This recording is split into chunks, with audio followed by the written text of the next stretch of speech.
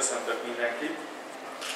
Én, ha nem bánjátok, magyarul folytatnám, és nem terhelnék senkit extra szlájdokkal. Röviden összefoglalnám azt, hogy miről hallottunk. Én azt hiszem, hogy ezt így most dióhéjban szerintem tényleg egy ilyen kis unik prezentációcsoport volt, hiszen hallottunk az egyik legfontosabb dologról, ami most a Dell életében ugye zajlik, a kivásárlásról Anjától. Ugye egy egészen más filozófia, visszatérünk a gyökereinkhez, és egy picit másképp kezdünk el gondolkodni. Amivel ugye sokszor meg szokták kérdezni, hogy mi lesz a változás, ugye semmi nem változik, kivéve a tulajdonos, sőt nagyobb lehetőségeket kapunk az irányban, hogy hogyan alakítsuk a saját életünket. Utána láthattuk arról a területről egy pár, látni nem láttunk, de hallottunk egy pár szót, hogy ami gyakorlatilag a kirakatban van, ugye a lakossági vagy ugye nemzetközi szóval vagy angol szóval konzumerbézisről. Nagyon fontos az, hogy a Dell szeretne továbbra is PC-ket, illetve hát end-user computing termékeket gyártani, és ezt ágában sincs ezt abba hagyni, sőt, kifejezetten investálni szeretne a PC és a tablet bizniszbe. Ez ugye benne volt abban az 5 nagy pontban, amit Michael Dell meghatározott, itt a privatizáció vagy a kivásárlás után. Nagyon komoly terveink vannak, nagyon jó termékeink vannak, pláne hogyha majd megjelenik a magyar piacon az új tablet család. És ugye láthattuk azt, hogy miért nem már csak egy PC gyártó a Dell, és ugye az, most már mondhatom azt, hogy 5-6 éve megkezdett cégfelvásárlás és akvizíciós sorozatnak melyik mérföldkövénél tartunk. Serban-nál lehetett jól látni azt, hogy gyakorlatilag tényleg a tablettől egészen az adatközpontig van megoldásunk, és hála Isten, hogy azt kell mondjuk, hogy az eddigi cégfelvásárlások mind jól sikerültek, és azt kell, hogy mondjam, hogy a magyar piacon is már mind láthatóak. Úgyhogy én azt hiszem, hogy tényleg momentumban jelen pillanatban a Dell-nél, úgyhogy egy olyan termékportfólióval rendelkezünk, ami azt hiszem, hogy egyedülálló, és lehetővé teszi azt, hogy tovább fejlődjünk, illetve hogy az ügyfeleinket még jobban kiszolgáljuk, és tudjuk segíteni abban, hogy elérjék céljaikat. Ugye, ami ez egy kicsit elég általános, de valójában erre fókuszál a Dell, és ezt hallhattuk Michael Dell-től is, ugye, aki én azt hiszem, hogy soha nem, legalábbis általában 8 éve dolgozom a Dell-nél, soha nem látott ambíciókkal és motivációval vág neki a 2014-es évnek. Tehát röviden ennyi. Amiért egyébként itt vagyunk, és egy pár szót mondanék erről is, az este lesz az úgynevezett éves rendezvényünk, ami most egy kicsit extrával rendelkezik, hiszen egy ilyen díjátadó gála lesz. Teljesen véletlenül ma van az Oscar átadás, és ezt most pont megtudtam, hogy ott ma van, és hát egy picit arra fogunk hajazni, természetesen nem olyan kaliberrel, de mindenféleképpen lesznek díjak, lesznek jelöltek, és próbáljuk egy kicsit ünnepé tenni ezt az egyébként mindig január elején megrendezésre kerülő eseményt. Nem szeretjük terhelni a karácsony előtti időszakot mindenféle évadzáró eseménnyel, ezért úgy döntöttünk, hogy mindig január első-második hetében tartunk egy múlt év értékelő és egy új év nyitó rendezvényt, ahol megköszönjük a partnereinknek és az ügyfeleinknek a bizalmat. Úgyhogy jelen pillanatban így állunk. Egy-két olyan adatot mondanék a magyar piacról, ahol egyébként folyamatosan növekedünk, az idén is növekedni fogunk a tavalyi évhez képest, tehát ezt bátran elmondhatom, ugye általában itt az IDC számokat szoktuk alapul venni, a 34 éves az rendelkezésre áll, gyakorlatilag az első-második negyedében, ami a Dell a Total PC alapján az első volt, a harmadik negyedév azért nagyon szorosra sikeredett. Azt hiszem, hogy ilyen fél százalék különbséggel volt egymás mögött a Lenovo, a Dell és a HP.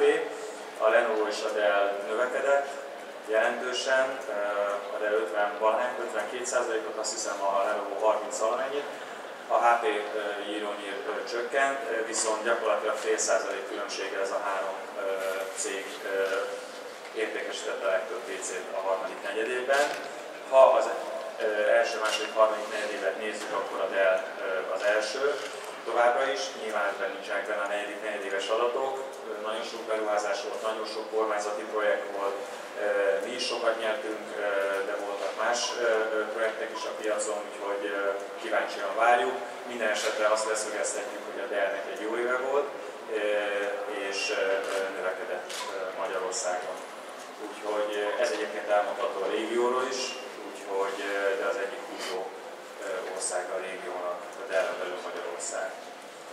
A szervereknél tartjuk a második pozíciót, ez egyébként megegyezik a worldwide pozíciónkkal, folyamatosan csökken az elsővel szemben a hátrányunk, és vannak bizonyos szegmensek, amiben már elsők vagyunk a magyar piacon, főleg az adatközponti megoldásoknál, tehát nem a kisebb torony szervereknél, ott másodikak vagyunk, és főleg az adatközponti kétszoketes, tehát több processzoros megoldásoknál vagyunk elsők, és hát hagyományosan nagyon jól szerepel a Blade szerverünk, ebben nagyon erősek vagyunk, és ugye látszik, hogy egy picit újra gondoljuk a Blade technológiát, hiszen a VRTX, amit Serban is említett, elnyerte az évszervere díjat, és gyakorlatilag mindenfajta olyan technológiai újdonságot tartalmaz, amit most még fontosnak tartunk, és hát gyakorlatilag ez egy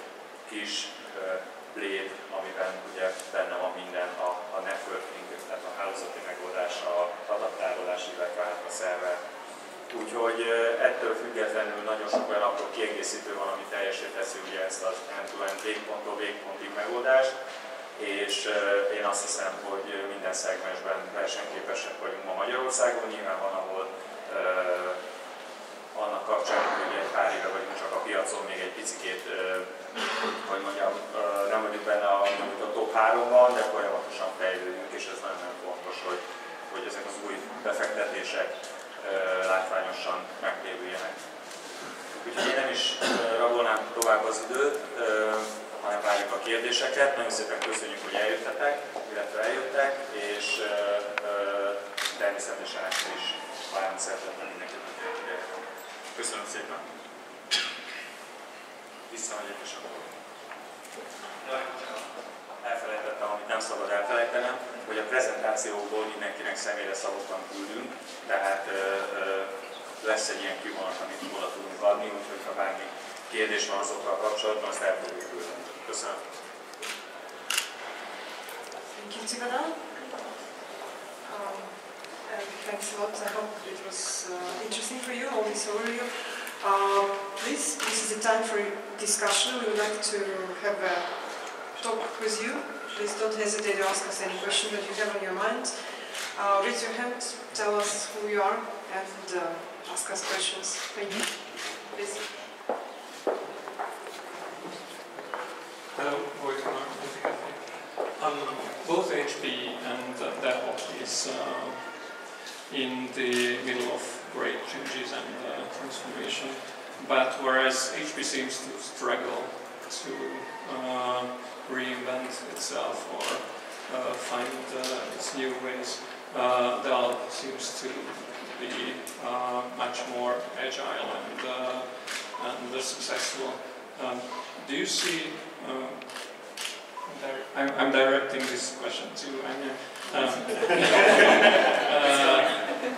Do you see, or care to comment how you see the main difference between the two companies and strategies, and why it is Dell that seems to be more successful right now? So, can you hear me if I talk without mic? Yeah? Okay. Because then that's easier actually than hearing. So first of all, thank you for the conclusion of that analysis, that we are more agile and more successful. I would refrain from commenting on HP strategy. I don't know enough about the strategy. I wish I did have more insights. I don't. But we are also focusing more on our strategy than looking at what our competitors are doing.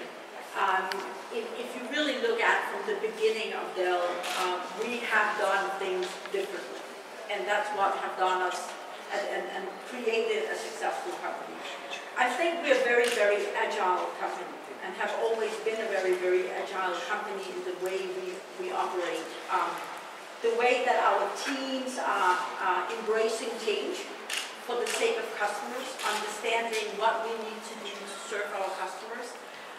The way that we have listened to customers from the very first day that we started creating PCs based on a one-to-one relationship. That created a culture of listening and reacting.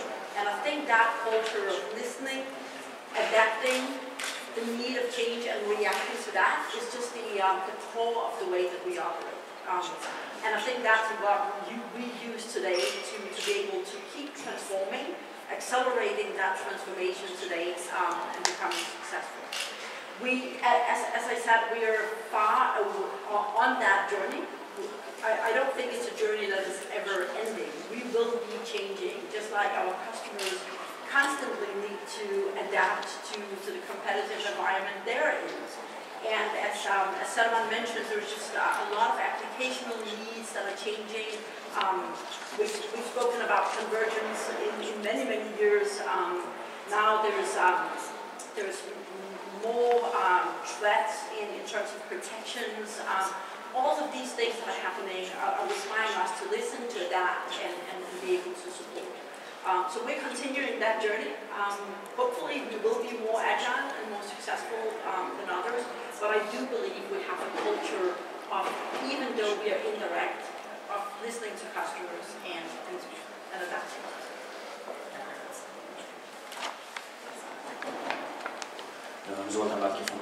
And the question is for David. Tell us something nice about, okay, emerging markets is a really important part in the renewing of the company. And in the other hand, I heard that a lot of consumer products are not available yet in these markets. So as you told, okay, it's a bit slow moving, and now it's going to Poland and then Ukraine. Can you or will you speed this process up? Because if you want to rely on these markets really much, then you have to be present, I guess. Yes, well, it obviously all starts with the definition of emerging markets, right? Because I would not necessarily call Hungary a typical emerging market. Right? Hungary is definitely already a much more mature market than some of the other countries out there. For us, it is really about a good return on investment, right? And best positioning our product lineup to enable that good return on investment, right? Not every country has the same size. We all know that, right? Not the supply chain of every product is enough stuff to basically supply it. I'll give you one example. For Christmas, I bought my wife an IT product. And I will not go into detail what it was. It was not a Dell product. Okay? I bought it at the beginning of December because I thought I'm going to be nice on time, right? So she can have it before Christmas actually comes. I got it last week, right? And this is not a good customer experience. So when you know that you are limited in supply chain, right, then you make consequent decisions to enable, right, that to ensure the customer experience. And that's why knowing specifically on the tablet, because I assume that that is an area that you are specifically aiming at, right? Knowing that there's a limited supply chain, it is definitely ensuring much better customer experience to focus on those few markets and make sure this supply available and spread it over all the countries and struggling with actually supplying into the whole country. And that's really what happened. If I can just add to that, we actually did launch, as David said, in Ukraine and Moldova and in Poland, and not in Western Europe. So I can definitely assure you that my colleagues in Western Europe were saying, hey, what's going on? We always get the products first. And now you're having those products in your region, and we don't have it on the Android tablet in our region. So there is definitely a very, very clear strategy. We want to go where we, as supply follows, where we can make an impact.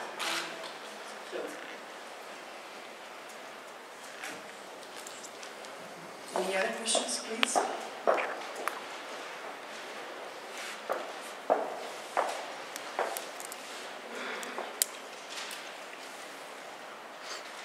We are happy to expand on any topic that you would like to touch regarding any of the businesses that you have been mentioned. Please.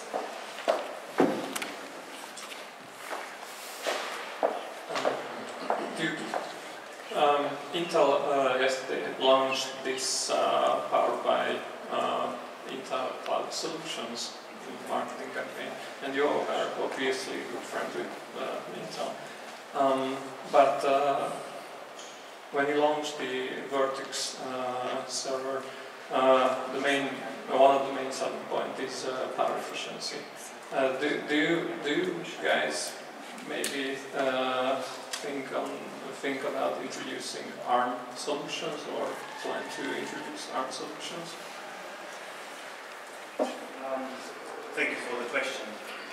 When you are referring to the VRTX, and the reason we launched the VRTX is because we were looking to what's happening in remote office, small office, data center like.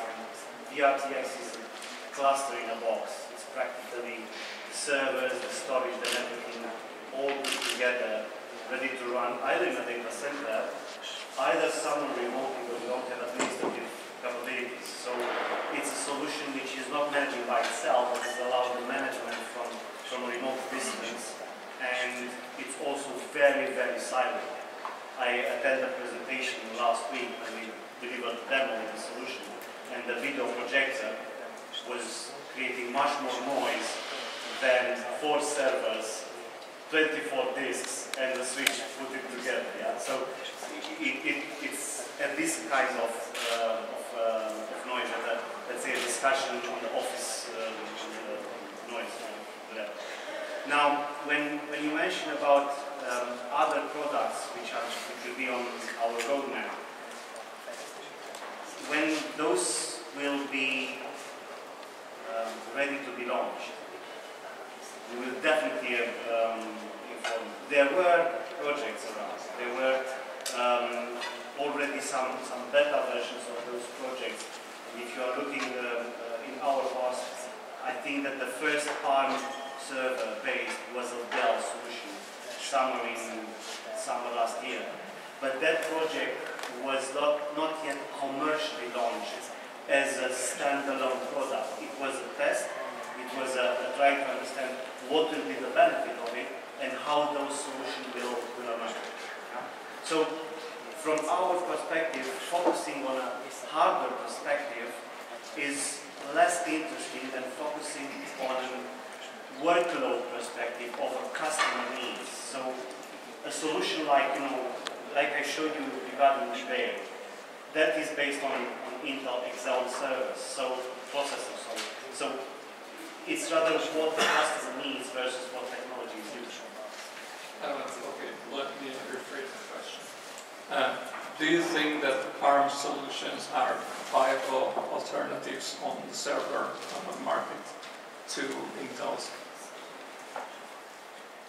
If I do get it right, and if you are looking practically to our history, a mobile phone today has much more power than a server 10 years ago. The performance in technological part, it will always come. When such a solution will be performant enough and it will prove the requirements to be ready to be installed in a data center or in an enterprise business, we will definitely look at it and we will launch such a product. At this moment, I can't confirm to you or infirm if there are plans to run such a product. Okay, thank you.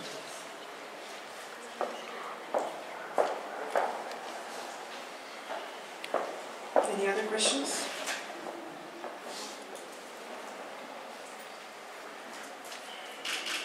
Okay. Yeah. If you would like to ask any particular questions, we are here. All the interviews that were scheduled will happen. Any additional information you can ask from our agency. And thank you very much for coming. Hopefully it was interesting for you. Thank you.